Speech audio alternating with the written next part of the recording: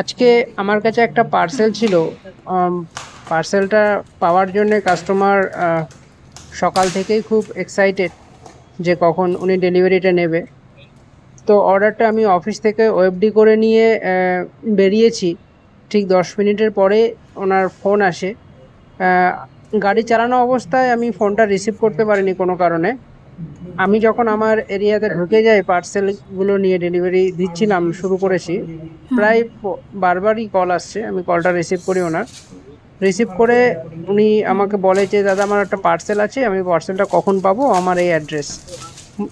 সাধারণত কি হয়, আমাদের পার্সেলগুলো ব্যাগে সাজানো থাকে, আমরা যেদিকটা আগে যাই সেই দিকের পার্সেলগুলো উপরে থাকে, আর যেদিকটা আমরা লাস্টে অ্যাটেম্প করি সেগুলো পার্সেল নিচে থাকে।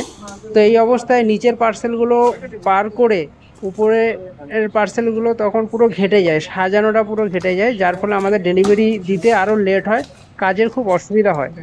তো উনি কলটা করার পর আমি রিসিভ করলাম। উনি আমাকে বারবার বললো দাদা আমার অর্ডারটা খুব আর্জেন্ট, অর্ডারটা দিয়ে যান।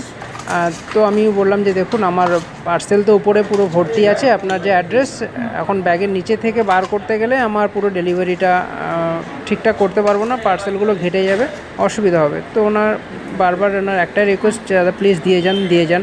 তো আমি গেলাম পার্সেলটা ওনার কাছে গিয়ে ডেলিভারিটা করলাম। উনি ভীষণই এক্সাইটেড। উনি বললো দাদা অর্ডারটা আমার একটু একটা ফোন আছে, এটা আমি একটা ভিডিও রেকর্ডিং করব অর্ডারটা। আর আমি দেখুন ওপেন বক্স ডেলিভারি আছে, আপনার অসুবিধা নেই, আমি এটা খুলে দেখিয়ে দেবো। তা উনি শুনলো না, ভিডিও রেকর্ড করছিল, ঠিক আছে ভিডিও রেকর্ডিং করলো, ঠিক আছে। তো এই হয় যখন নর্মাল কোনো জামা কাপড় কেউ অর্ডার দেয় সেটা একরকম এক্সাইটেড, কিন্তু মোবাইল ল্যাপটপ অ্যাক্সেসরিজ এইগুলোর ক্ষেত্রে কাস্টমার একটু তাড়াতাড়ি ডেলিভারিটা পেতে চায়। তো আমরা দিয়ে দিই, কোনো কাস্টমার যখন অ্যাটলিস্ট আমি দিয়ে দিই, যে বলে অর্ডারটা নেব তাড়াতাড়ি তাকে দিয়ে দিই।